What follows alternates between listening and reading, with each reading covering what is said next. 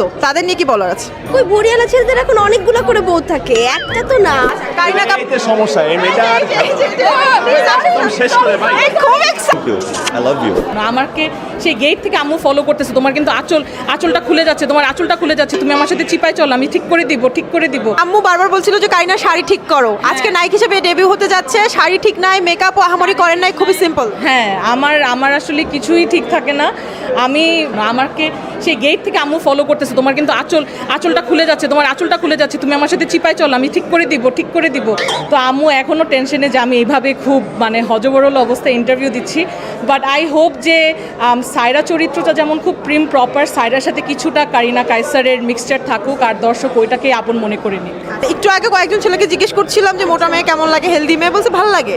হ্যাঁ, আরে ছেলেদের কপালে মেয়ে জুটলেই আলহামদুলিল্লাহ, কি বলেন আপু, ছেলেদের কপালে একটা মেয়ে জুটলেই হয়েছে। বুড়িওয়ালা ছেলেদের মেয়েরা পছন্দ করে না, তারাও সমাজে কাইন্ড অফ অবহেলিত, তাদের নিয়ে কি বলার আছে? ওই বরিয়ালা ছেলেদের এখন অনেকগুলো করে বউ থাকে, একটা তো না। আমি আরো দেখি অনেক বরিয়ালা ছেলের অনেক বউ। তো এই বললাম না, বিউটি স্ট্যান্ডার্ডস এখন চেঞ্জ হয়ে গেছে। এখন আসলে ছেলে হোক মেয়ে হোক কারোর সাথে এটা যায় না। আমি বউকোটায় আসছি, এটা পুরো বউকোটা, হাজব্যান্ডের সিনেমা দেখতে আসছি। And I am so proud at this moment যে ওর এত সুন্দর একটা সিনেমা রিলিজ হতে যায়। আরো কিছু বলতে হবে, like look at her, she said everything for me, lovely, thank you, I love you. See, I'm the perfect one. না, কালকে নিয়ে আমি অনেক নার্ভাস আসলে, মানে আমি বুদ্ধি বের করতেছি যে মানুষকে কিভাবে বলবো, এসে দেখো এটা একটা ভালো movie, give us a chance.